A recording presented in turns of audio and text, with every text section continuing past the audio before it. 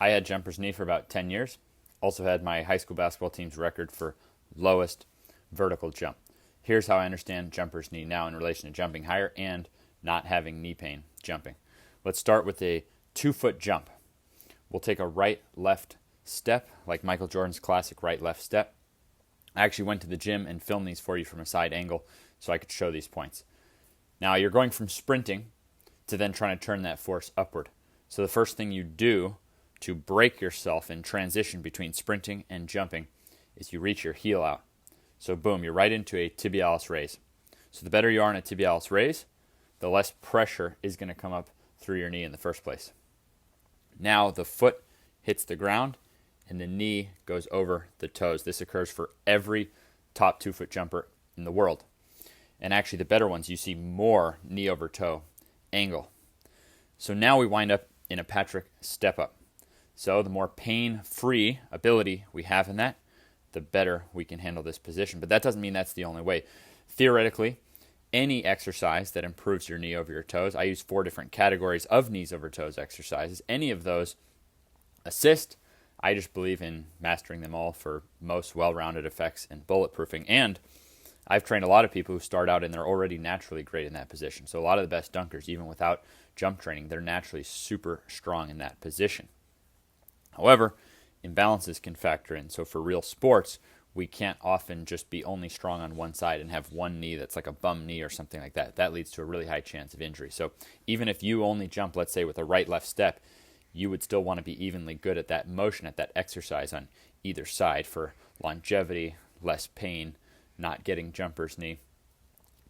All right, tibialis, Patrick step up for a 2-foot jump.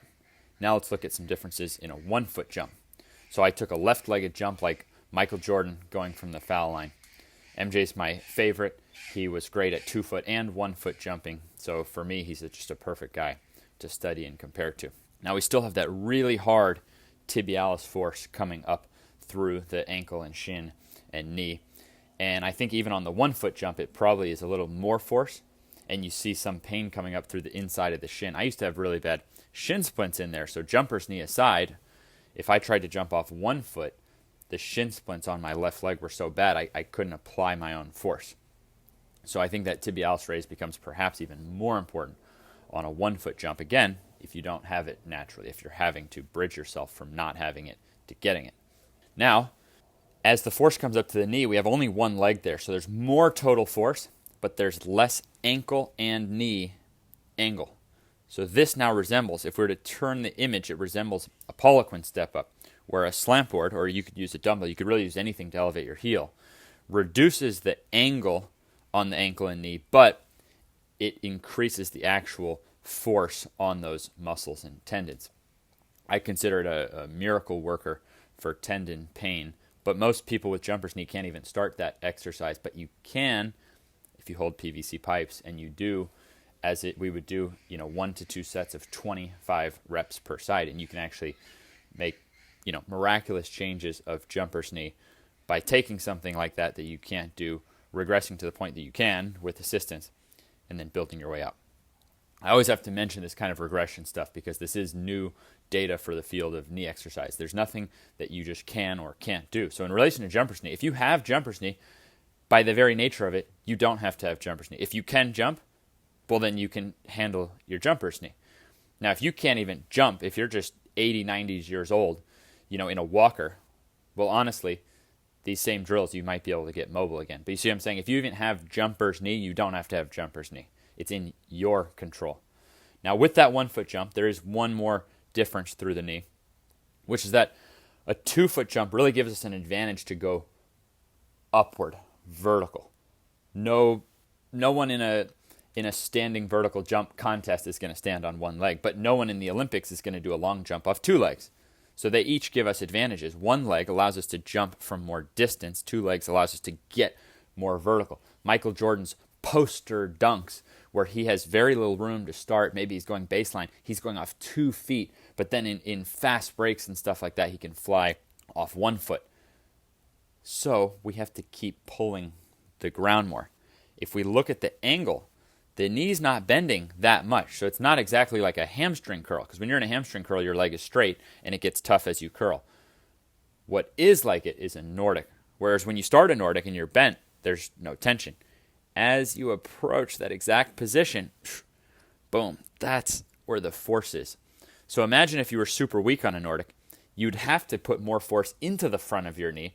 So you might even be getting pain in the front of your knee on a 1-foot jump if your Nordic is too weak to keep pulling the ground the way that Michael Jordan could keep pulling the ground. And maybe you could even see this if you watch a 1-foot jump and if you see that you're not able to get that same pulling action that MJ could get. And again, for any of us, we have a natural genetic starting point.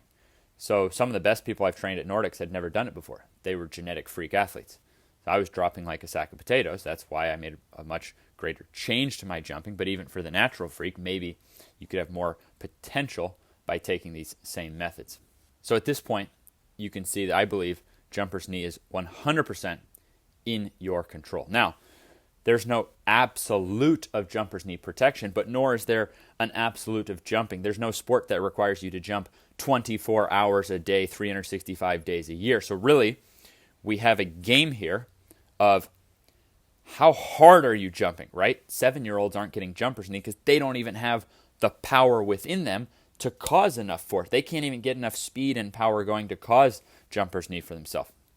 So how hard are you jumping? How many times are you jumping?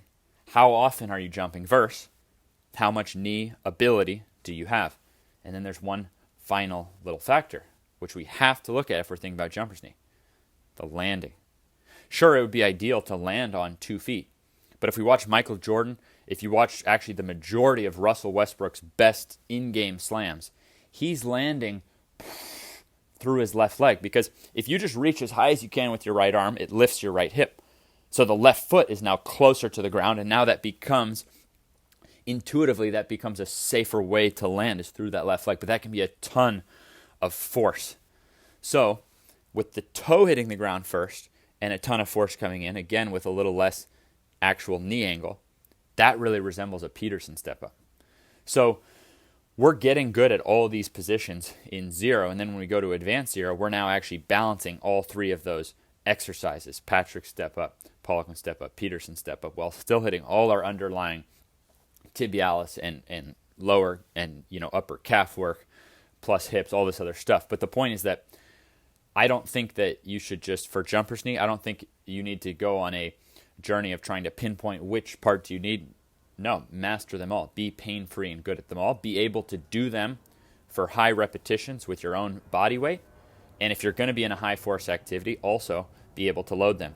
So I really have 6 different leg workouts that I'm currently doing. I only train legs twice a week. So every 3 weeks, I have 6 different leg workouts. In a 3-week span, I do a different leg workout every time, because one of those leg workouts I'm loading, and then one of them I'm doing body weight, and I'm rotating them. And it actually, believe it or not, it works out, meaning leg day A loaded, leg day B body weight, leg day C loaded, leg day A body weight, leg day B loaded, leg day C body weight. You see, you actually get a balance.